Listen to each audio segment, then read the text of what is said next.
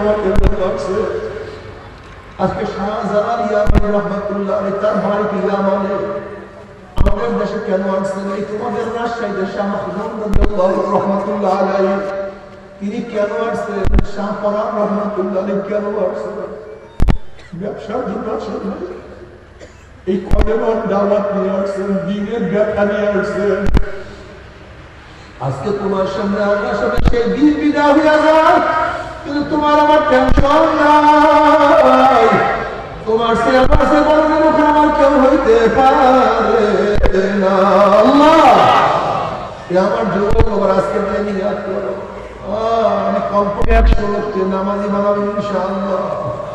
আমার মুরব্বী বাবার মনে মনে নিয়াত করো, আমি কমপক্ষে 100 লোককে নামাজি বানাবো। ও আমার মা মনে নিয়াত করো, আমি এত লোককে নামাজি বানাবো। ও আমার ছাত্র বাবার নিয়াত করে আমি ছাত্রদেরকে দিনদার হয়ে বেড়াবো। ও আমার শ্রমিক বাবার নিয়াত করো, আমার সাথীদেরকে আমি দিনদার বানাবো ভালো। ও মাস্টাররা শিক্ষকরা যারা যে পেশায় নিয়োজিত আছে আজকে থেকে নিয়াত করে আমি দাওয়াত দিয়া সমস্ত মানুষদেরকে আমি দিনদার নেককার বানায় ফেলাবো। যদি তুমি দাওয়াত দিয়ে একজনকে নেক কাজ করাইতেই পারো, তোমার দাওয়াতে যেই ব্যক্তি যত নেক কাজ করে আমার মাওলা পাক রব্বুল আলামিন দায়ীর আমল নামা ওই পরিমাণ নেক লিখিয়া দেবে। আল্লাহ তুমি কবুল করিয়া নাও। আদাল্লু আলা খায়রিন কাফাইলিহি, তুমি দাওয়াত দিয়ে এক ব্যক্তির নামাজ পড়াও, ওই ব্যক্তি নামাজ পড়িয়া যত সওয়াব পাবে ওই পরিমাণের সওয়াব আমার মাওলা পাক রব্বুল আলামিন তোমার আমল নামায় লিখিয়া দেবে। আল্লাহ তুমি কবুল করিয়া নাও।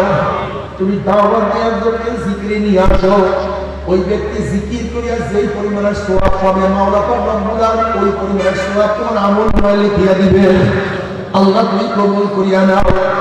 আজকে মাহফিলে যারা দাওয়াত দিয়ে মানুষকে নিয়ে আসো, যাদের কারণে মাহফিল হয়েছে, আল্লাহ যদি কিছু মানুষকে কবুল করিয়া করো, আল্লাহ তুমি কবুল করিয়া করো। যাদের উঠে আসছে যারা আয়োজন করছে প্রত্যেকের আমল নামা আমার মাওলা পাক পরিপূর্ণ নেক লিখিয়া দিবে। এজন্য দাওয়াত দিতে থাকো, নিজেও আমল করতে থাকো, খবরদার নিজেও আমল ছাড়িও না। আমলের উপর তারা কি হইছে কি হয় না সবসময় হিসাব নিকাশ মিলাইতে থাকো।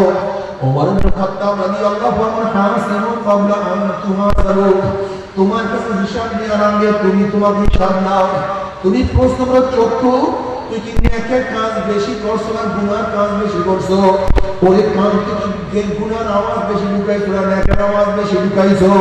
ওরে জবান থেকে নেকের কথা বেশি বলছো না গুনার কথা বেশি বলছো? ওরে হাত কত গাজা কলকি ধরছো, কত মদের পেয়ালা স্পর্শ করছো? ওরে হাত কত সুদ, কত ঘুষ, কত চুরি, কত ডাকাতি করছো? ওরে হাত কত অন্যায়ভাবে মহিলার গায়ে হাত লাগাইছো?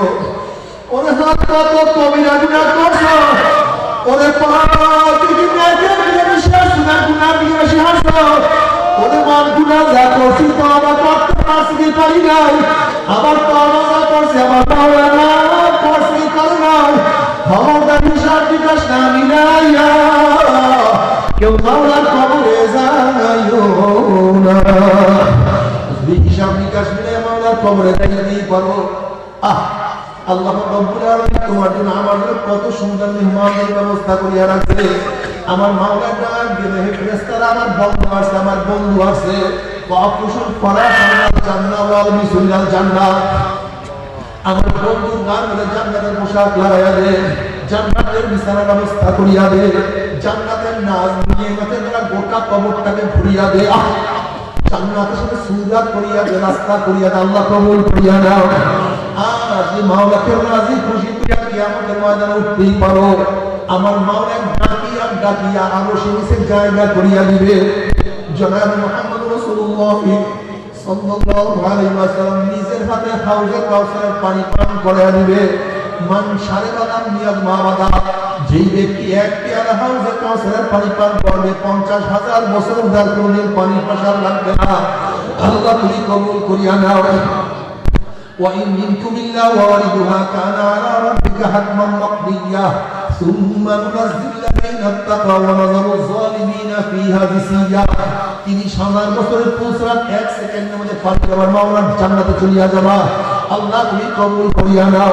জান্নাতে যাওয়ার পরে জান্নাতে আমার মাওলা প্রশ্ন করবে, জান্নাতীরা আমি তোমাদের সাথে যে ওয়াদা করছি সেই ওয়াদা কি পালন করছি নাকি? জান্নাতের বলে মাওলা হ্যাঁ তুমি যে ওয়াদা করছো তার চেয়ে কোটি কোটি গুণ বেশি নিয়ামত আমরা পেয়ে গেছি, কিন্তু একটা ওয়াদা এখন তুমি পালন করো নাই। তখন আমার মাওলা বলে, ফেরেশতারা আমি বান্দাদের সাথে ওয়াদা করছিলাম জান্নাতের মধ্যে তাদের সাথে সাক্ষাৎ করে দেব, আমি ওয়াদা করছিলাম জান্নাতের মধ্যে তাদের সাথে দেখা করব, কিন্তু এখন আমি তাদের সাথে সাক্ষাৎ করি না, দেখা করি নাই। নূরের পর্দা হতে যাবে, 70,000 নূরের পর্দা হতে হবে। প্রত্যেকটা জান্নাতি বিরাবিরি থাকতে থাকতে প্রত্যেক জায়গাটা আমার মাওলাকে দেখিয়ে ফেলাইবে। আমার মাওলাকে দেখার সাথে সাথে সমস্ত জান্নাতীরা সিজদার মধ্যে পড়িয়া যাবে।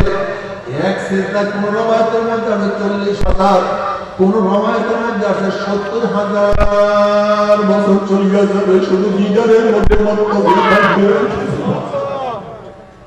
কি যে মজা, কি যে মজা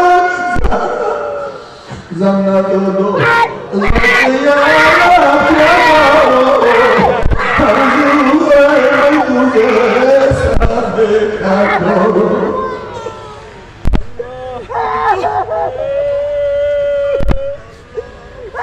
बात दोज़ख ज़न्नत रास्ताए ज़रूरा बेतुजान तुज़ख रास्ताए ज़ाफ़ेज़ा मौला जहन्नम के भी तुम्हारी बोला जाना जन्नत में चले और जन्नत की तुम्हारे नाम पर जन्नत और जन्नत में जन्नत से तुम्हारे জান্নাত চাই না, জান্নাত বুঝি না। আমি জান্নাতের কোন বিল্ডিং এর খবর রাখতে চাই না, আমি জান্নাতের কোন বাগিচার খবর রাখতে চাই না, আমি জান্নাতের উদ্যান সম্পর্কে কোনো খবর নেব না। পূর্বের মান জানি না, আমি চাই তোমাকে, আমি চাই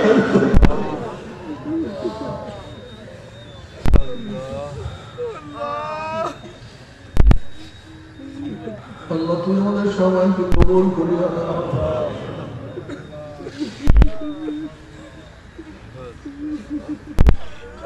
নবী আলাইহিস সালাতু ওয়াস সালাম ফরমান মান আহাব্বা লিকা আল্লাহ আহাব্বাল্লাহু লিকাহু ওয়া মান কারিহা লিকা আল্লাহি কারিহাল্লাহু লিকাহু। যে আমার মাওলার সাথে সাক্ষাৎ করতে পছন্দ করে আমার মাওলা তাদের সাথে সাক্ষাৎ দেওয়ার জন্য অপেক্ষায় আছে। আল্লাহ তোমার সাথে সাক্ষাৎ আগে পছন্দ করি।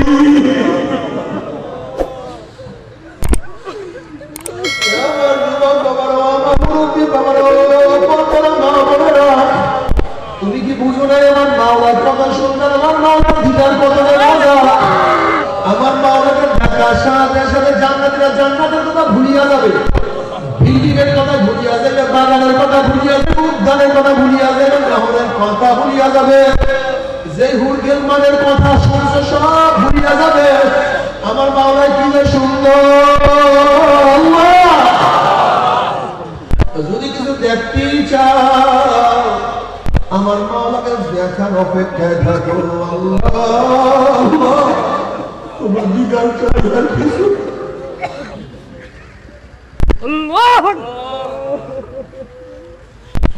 কিন্তু আমার যুবক বাবারা, মুসলমান বাবারা, আমার মোমেন বাবারা, কলিজা ফাটিয়া যায়, মুসলমানদের চেহারা থাকা যায় না। আসলে মুসলমানকে বেঈমান বানাবার জন্য কত যে ষড়যন্ত্র চলতেছে।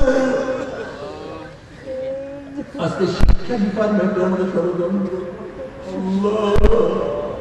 কত যে ষড়যন্ত্র চলে, ষড়যন্ত্র চলে, দেশীয় ষড়যন্ত্র চলে, এনজিওদের ষড়যন্ত্র চলে, শুধু বেঈমান বানাবার জন্য। আল্লাহ তুমি আমাদের ঈমান হারাও না।